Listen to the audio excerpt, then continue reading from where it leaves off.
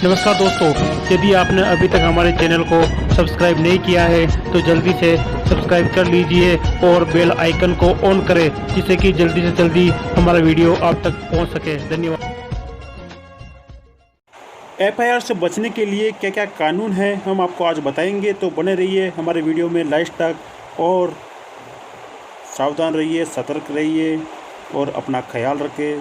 अक्सर लोगों को लगता है कि अगर कोई झूठी एफआईआर दर्ज करवा देता है तो क्या आपको सरकारी नौकरी मिलने में या इंटरव्यू के दौरान दिक्कत तो नहीं आएगी या उसे सरकारी नौकरी से निकाल तो नहीं दिया जाएगा। कैसे वो झूठी एफआईआर के खिलाफ कार्रवाई कर सकते हैं। आए दिन देश में छोटी बड़ी अपराध घटनाओं देखने और सुनने को मिलती है और ऐसे में जिस आदमी के साथ अपराध होता है वह पुलिस में जाकर एफआईआर करवाता है।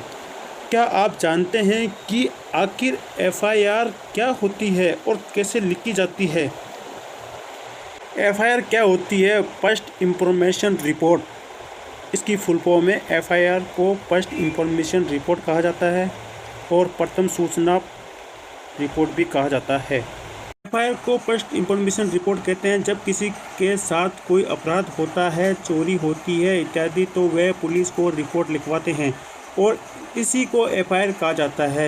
इसको हम समझा जा सकता है कि जब घटना की पहली जानकारी को लिखित में बदला जाता है तो ये एफआईआर होती है। यही आपको बता सकते हैं कि सीआरपीसी की धारा 154 के तहत पुलिस को संज्ञेय मामलों में एफआईआर दर्ज करना जरूरी है। अगर कोई झूठी एफआईआर दर्ज कराता है तो क्या करना चाहिए। ऐसा देखा गया है कि कुछ लोग आपसी मतभेद में एक दूसरे के खिलाफ पुलिस में झूठी या फेक एफआईआर लिखवा देते हैं। जिसके खिलाफ झूठी एफआईआर होती है वो पुलिस और कोर्ट के कानूनी झंझटों में फंस जाता है और उसका समय, धन इत्यादि बर्बाद होता है। लेकिन झूठी एफआईआर के खिलाफ कुछ ऐसे तरीके हैं जिनसे बचा जा सकता है। आइए हम बताते हैं इनके बारे में। भारतीय संविधान में और धारा सीआरपीसी 482 में से कानून है जिसके उपयोग करने से बेकार की परेशानियों से बचा जा सकता है और रिलीफ लिया जा सकता है।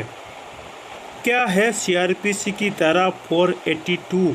इसमें क्या रिलीफ दिया गया है, आइए इसके बारे में कुछ विस्तार से जानते हैं। इस धारा के अंतर्गत वकील के माध्यम से हाईकोर्ट में एक एप्लीकेशन लगाई जा सकती है। इसके साथ व्यक्ति अपनी बेगुनाही के सबूत भी दे सकता है। यानी सीआरपीसी की धारा 482 के तहत जिस बंदे के खिलाफ एफआईआर दर्ज कराई जाती है वह इसको चैलेंज करते हुए हाईकोर्ट में निष्पक्ष न्याय की मांग कर सकता है। इसके लिए वकील की सहायता से एप्लीकेशन हाईकोर्ट में लगाया जाता है और झूठी एफआईआर के खिलाफ प्रश्न किया जा सकता है। व्यक्ति निम्न आधार पर सीआरपीसी की धारा 482 के तहत आवेदन दर्ज कर झूठी एफआईआर रद्द कराने के लिए हाईकोर्ट से संपर्क कर सकता है। यदि झूठी एफआईआर दर्ज कराई गई हो तो आरोपी के खिलाफ एफआईआर जो दर्ज की गई है वह अपराध कभी हुआ ही नहीं हो। एफआईआर में आरोपी के खिलाफ अपराध साबित करने के लिए उचित आधार के बिना केवल निराधार आरोप है। यदि आपको बता दें कि अपराध दो प्रकार के होते हैं, एक संज्ञेय अपराध यानी गंभीर किस्म के अपराध जैसे कि गोली चलाना, मर्डर करना, डकैती इत्यादि, और असंज्ञेय अपराध मामूली अपराध होते हैं जिसमें जैसे कि मारपीट इत्यादि। और असंज्ञेय मामले में पुलिस अधिकारी वारंट के बिना गिरफ्तार कर सकता है और जो असंज्ञेय मामले होते हैं, असंज्ञेय मामले में पुलिस वारंट के बिना गिरफ्तार नहीं कर सकता, केवल संज्ञेय मामले में ही वारंट के बिना गिरफ्तार कर सकता है जो कि गंभीर किस्म के हैं। मामूली किस्म के अपराध में पुलिस वारंट के बिना गिरफ्तार नहीं कर सकता। जबकि असंज्ञेय मामले में अगर एफआईआर दर्ज की जाती है तो इस तरह के अपराध में पुलिस वारंट के बिना गिरफ्तार नहीं कर सकती। संज्ञेय अपराध में यदि पुलिस एफआईआर दर्ज नहीं करती तो क्या उपचार है, आइए जानते हैं इसके बारे में। सीआरपीसी की धारा 154 के तहत पुलिस के सामने एफआईआर दर्ज करना। अगर पुलिस 154 की धारा के तहत एफआईआर दर्ज नहीं करती है तो पीड़ित अपनी एप्लीकेशन 154(3) धारा CRPC के तहत वरिष्ठ पुलिस अधिकारी या SP को लिखित रूप में या पंजीकृत पोस्ट द्वारा जमा करा सकता है। यदि इसके बाद भी पीड़ित की FIR पंजीकृत नहीं होती है तो वह धारा 156(3) के तहत मजिस्ट्रेट से संपर्क कर सकता है और फिर मजिस्ट्रेट पुलिस अधिकारी को FIR दर्ज करने का निर्देश देता है।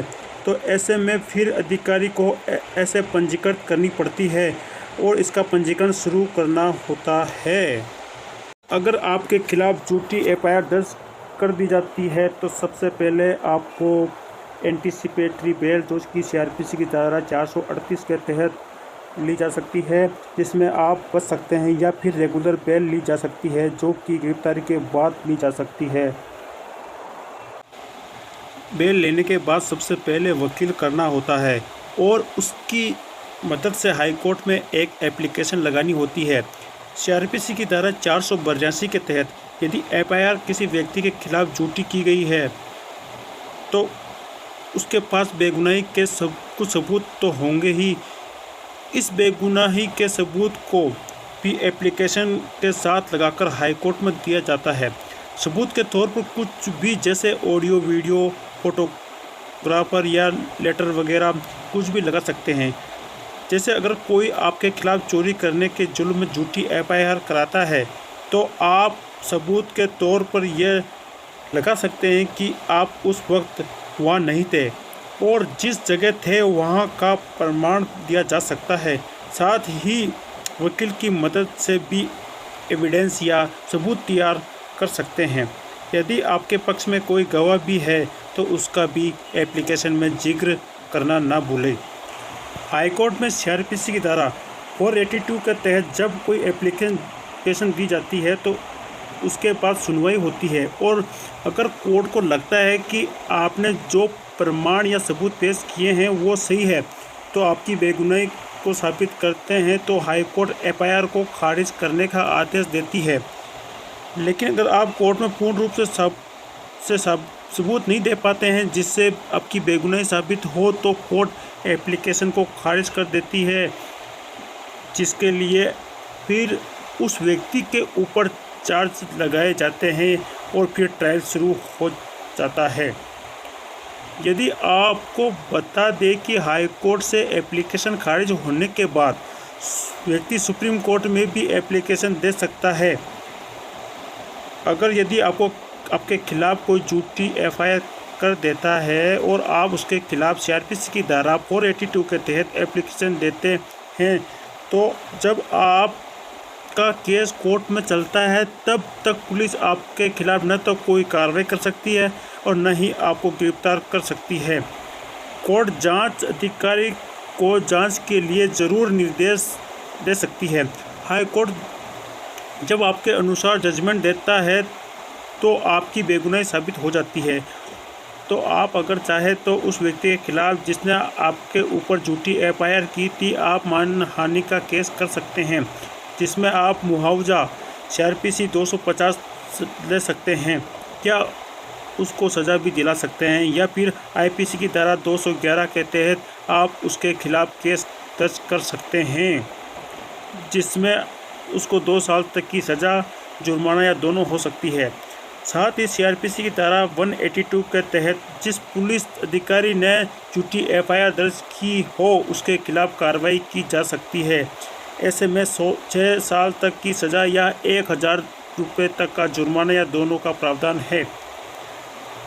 जब एक सरकारी कर्मचारी के पास एक दस्तावेज तैयार करने का कर्तव्य होता है और वह किसी व्यक्ति को चोट पहुंचाने के इरादे से उस दस्तावेज को इस तरह से तैयार करता है तो IPC की धारा 167 के तहत उत्तरदायी है।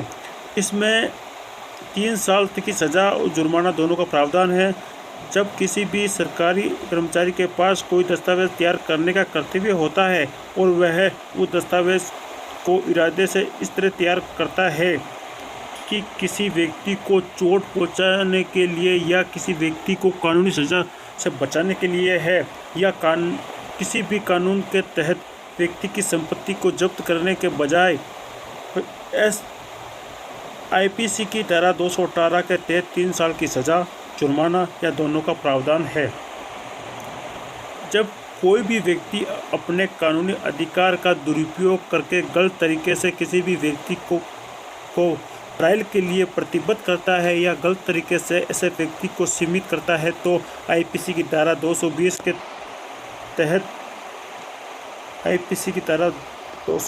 तहत 7 साल की सज़ा, जुर्माना दोनों का प्रावधान है। संविधान का अनुच्छेद 226 के तहत आप भी हाईकोर्ट में झूठी एफआईआर के खिलाफ एप्लीकेशन लगा सकते हैं। संविधान का अनुच्छेद 226 के तहत रिट याचिका, यदि एक व्यक्ति के खिलाफ किसी व्यक्ति द्वारा झूठी एफआईआर दर्ज की गई हो तो ऐसे में व्यक्ति संविधान के अनुच्छेद 226 के तहत एक रिट याचिका दायर करके ऐसी एफआईआर को रद्द कराने के लिए हाईकोर्ट से संपर्क कर सकता है। अगर हाईकोर्ट को सबूत देखकर लगता है कि व्यक्ति जिसके खिलाफ एफआईआर दर्ज की गई है निर्दोष है तो वह झूठी एफआईआर को रद्द कर देता है और इस तरह के मामले हाईकोर्ट में रिट जारी कर सकते हैं। परमादेश रिट, इस रिट को एक पुलिस अधिकारी के खिलाफ जारी किया जा सकता है जिसने झूठी एफआईआर दर्ज की हो और कानूनी रूप में कोर्ट निर्देश देती है कि वह अपने कर्तव्य को सही तरह से पूरा करे। परमादेश रिट की परिभाषा, यह रिट न्यायालय द्वारा उस समय जारी किया जाता है जब कोई लोक अधिकारी अपने कर्तव्य के निर्वहन से इनकार करे और उसके लिए कोई अन्य विधिक उपचार प्राप्त न हो। इस रिट के द्वारा किसी लोक पद के अधिकारी के अतिरिक्त अधीनस्थ न्यायालय तथा निगम के अधिकारी को भी यह आदेश दिया जा सकता है कि वे सौंपे गए कर्तव्य का पालन सुनिश्चित करें। प्रतिषेध रिट, इस रिट को अधीनस्थ न्यायालय को जारी किया जा सकता है जो आरोपी के खिलाफ झूठी एफआईआर पर आधारित व्यक्ति को मुकदमा चला रहा हो। इस प्रकार आपराधिक कार्रवाई को रोकने के लिए प्रतिषेध रिट जारी किया जाता है। प्रतिषेध रिट की परिभाषा, यह रिट किसी उच्चतर न्यायालय द्वारा अधीनस्थ न्यायालय के विरुद्ध जारी की जाती है। इस रिट को जारी करके अधीनस्थ न्यायालय अपनी अधिकारिता के बाहर कार्य करने से रोका जाता है। इस रिट के द्वारा अधीनस्थ न्यायालय किसी मामले में तुरंत कार्रवाई करने तथा की गई कार्रवाई की सूचना उपलब्ध कराने का आदेश दिया जाता है। हमारे अधिकारों की रक्षा के लिए बना है लेकिन किसी को चोट पहुंचाने के लिए इसका दुरुपयोग नहीं किया जा सकता। आजकल हम कई मामलों में देखने या सुनने को मिलता है जिसमें कि किसी आपसी रंजिश में व्यक्ति की प्रतिष्ठा को ठेस पहुंचाने के लिए झूठी एफआईआर दर्ज की जाती है। आमतौर पर यह दहेज इत्यादि के मामले में ऐसा देखा गया है। भले ही कानून के तहत निर्दोष साबित हो गया हो लेकिन समाज में उसका निंदा की दृष्टि से देखा जाता है, वह पहले जैसा सम्मान प्राप्त नहीं कर पाता। तो आप जान गए होंगे कि एफआईआर से कैसे बचा जा सकता है, इसके लिए कानून में क्या क्या प्रावधान है, साथ ही एफआईआर दर्ज कराने वाले व्यक्ति के खिलाफ क्या क्या कार्रवाई की जा सकती है और कैसे। जय हिंद दोस्तों, जय हिंद, जय भारत। मिलते हैं हम अगले वीडियो में नए कानून के साथ जो कि आपको कई रिलीफ प्रदान कर सकता है। नमस्कार दोस्तों, यदि आपने अभी तक हमारे चैनल को सब्सक्राइब नहीं किया है तो जल्दी से सब्सक्राइब कर लीजिए और बेल आइकन को ऑन करें जिससे कि जल्दी से जल्दी हमारा वीडियो आप तक पहुंच सके। धन्यवाद।